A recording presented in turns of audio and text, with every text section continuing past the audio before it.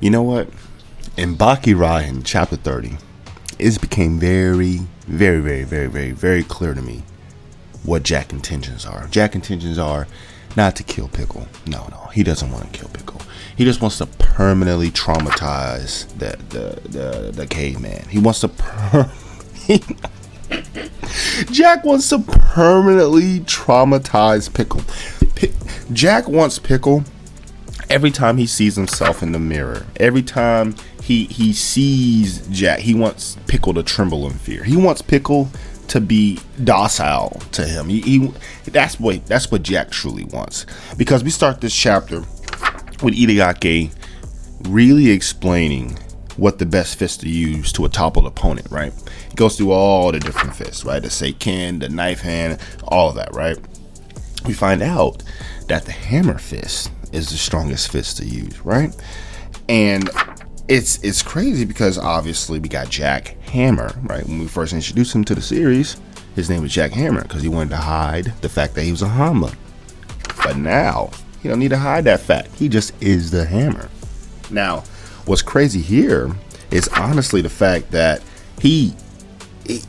Jack's mindset. I mean, there is no reservations here. I mean, it's just an all out just war at this point. And I mean, I think one of my favorite panels in this chapter is just like when Jack is hammering down on Pickle, and we see Baki, Tokigawa, and Hanayama's response. Okay, they have the the gray streaks down the panel to kind of like symbolize just how shocked and chilled they are from the brutality that Jack is exhibiting. That was a very keen clue that I noticed in this chapter, right? And with all of these hammer strike fists, with all of Jack's power, right? Obviously it doesn't break any of Pickle's face or bones, but what it does to Pickle is it disorients Pickle, right? It makes Pickle reaction time slip a little bit, right? And that's when it allows Jack to chomp. Jack eats. Well, he doesn't eat Pickle. He bites off Pickle's face. Jack bites off Pickle's face. Okay. This isn't a game, guys. This is war, right? I mean, ripped off his face. Pickle is just in complete disbelief. He has no idea what's going on. Baki is just like, God damn, brother. Hanayama is like, holy man, I was willing to fight this guy. And then the audience is just like, bro, Jack, are you serious? And Pickle sits up. Pickle's still stunned. Jack spits out the skin and blood and flesh, and Pickle looks at Jack with that same glaze, not glaze. There is glaze in the chapter.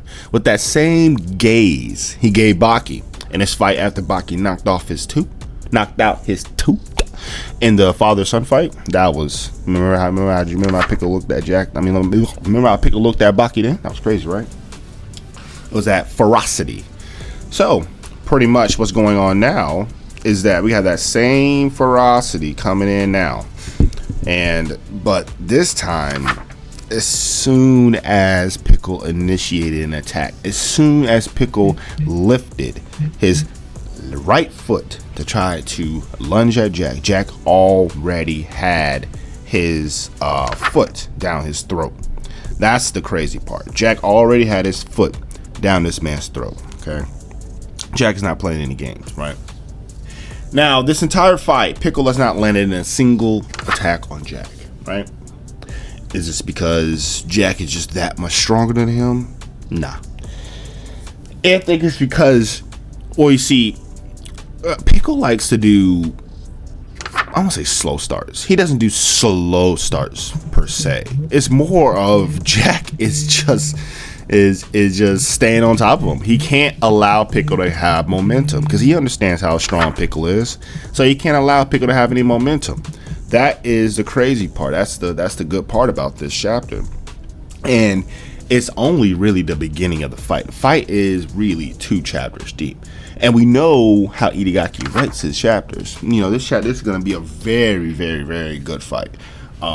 We may even see Pickle end up slightly how he ended up when he fought Musashi, where it was just all bloodied up, right? And just doesn't even want to finish the fight. Doesn't even want to, condone this violence anymore. He doesn't want any smoke.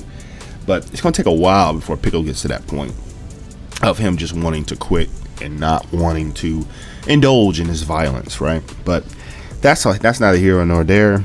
The whole chapter in a whole was very, very interesting. I did not expect Jack to just straight up bite off Pickle's face. That was insane, guys. I mean, but insane in a good way. It's insane in the membrane, to be honest with you. And I mean, shit, he may even bite off Pickle's membrane. We'd be honest with you, but the chapter was very good. I have really no complaints. The brutality's there. The setup for the all-out brawl is coming up. I love Baki, Hanayama, and Tokugawa's response. They understand like Jack's brutality now.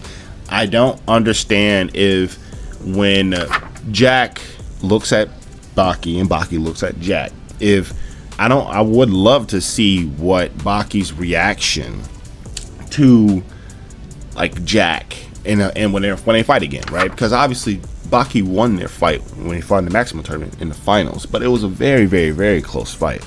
And obviously now they are both leaps and bounds stronger than they were, what was this, like 3 years ago? Maximum tournament? No, like 2 years ago. So honestly, I mean at this point I still do think that Baki is stronger, but I do think that I think it's a mindset thing. Like Baki, he faced Musashi.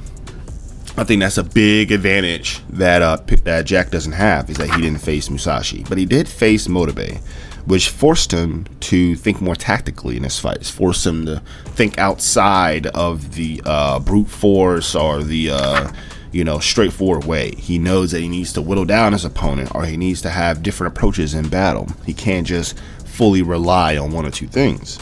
Now that is a great plus that Jack just have, right? But the thing about Baki is Baki already has that warrior mindset. He already understands how to fully maximize his efforts in battle, because he exhibited that when he fought Nomi no Sukune in the official battle, when he told me he dropped them in less than 10 seconds. Baki didn't warm up. He slept through the entire pre-fight phase. He was very relaxed, while Nomi no Sukune was warming up to his heart's content. And that showed me just the different level that Baki's on, the different mindset and the different strength level that Baki's on, where he's on that everyday warrior mindset, where like warriors may not have the chance to train all the time like he was training. It's more of like capitalizing on any opportunity you have to the maximum degree to, I'll say, swiftly end the fight as quickly as possible, because it's all life and death on the way that Baki's looking at it, because of the Musashi experience. Because Musashi constantly reminded Baki how many times Baki could have died on one mistake. Every single mistake Baki did, Musashi let him know, boy, do you know you could have died 3 to 10 times just now? And same with Yujiro, where Yujiro already had that warrior mindset when he faced Musashi, and that's why he constantly had the upper hand in a degree, right? So I love this fight. I love what's setting up to do. I love that we're building on Jack's character and strength, and hopefully by the end of Baki Rahen, it's going to be something glorious to see. It's going to be something that is great in everything that we need to do, and there's really nothing else that we can really do to really get the desired result that we need right now. That is the true thing about this chapter. It's amazing, it's great. But anyways, you guys have a great day. Appreciate everything you say. Appreciate it. Go ahead, go in the comments and let me know what you think about this chapter, what you think about the fight going forward, what you think about Baki Rahen in total. Anyways, y'all, peace. Penny